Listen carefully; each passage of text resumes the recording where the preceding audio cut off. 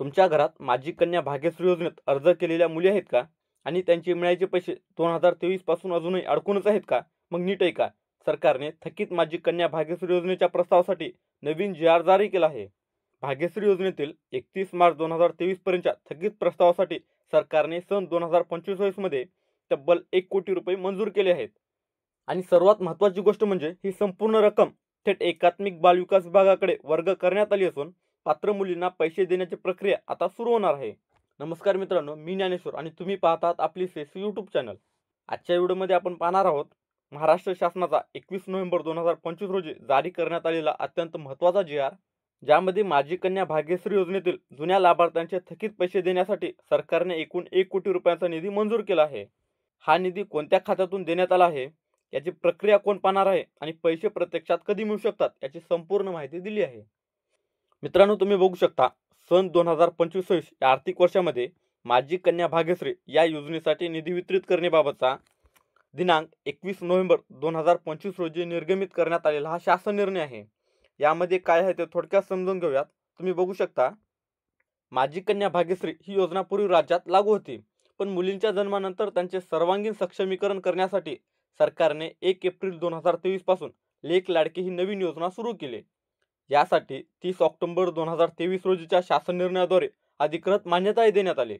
परंतु भाग्यश्री योजनेत 31 मार्च 2023 पर्यंत अनेक मुलींचे अर्ज, प्रस्ताव आणि त्यांच्या हक्काचे लाभ प्रलंबित राहिले होते. हे प्रस्ताव थांबलेले असल्यामुळे त्या कुटुंबांना त्यांचा लाभ मिळू शकला नव्हता. म्हणूनच आता सरकारने या सर्व जुन्या पात्र लाभार्थ्यांना त्यांचा थकीत लाभ देण्यासाठी एक मोठं पाऊल उचललेले आहे. 2025 या आर्थिक वर्षातील अंदाजपत्रकातून या योजनेसाठी वेगळी तरतूद करून एकूण 1 कोटी रुपयांचा निधी मंजूर करण्यात आला आहे. हा निधी थेट एकात्मिक बाल विकास सेवा योजना या विभागाकडे वर्ग करण्यात येणार आहे. यामुळे विभागाला प्रलंबित प्रस्ताव तपासून पात्र मुलींना पैसे देणे सोपे होणार आहे.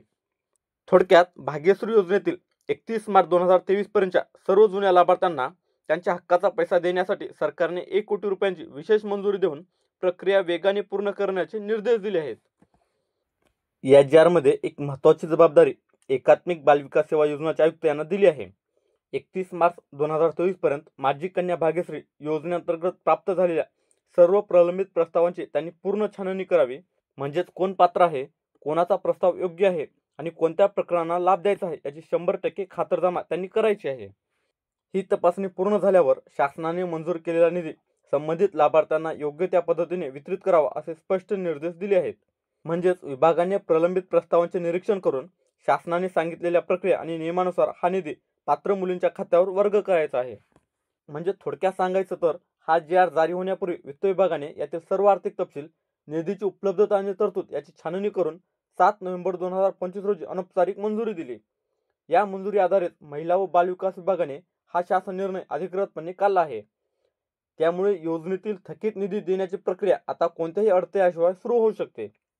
मित्रांनो, हा होता माझी कन्या भाग्यश्री योजनेतील 31 मार्च 2023 पर्यंतच्या थकीत प्रस्तावासाठी सरकारने घेतलेला महत्त्वाचा निर्णय.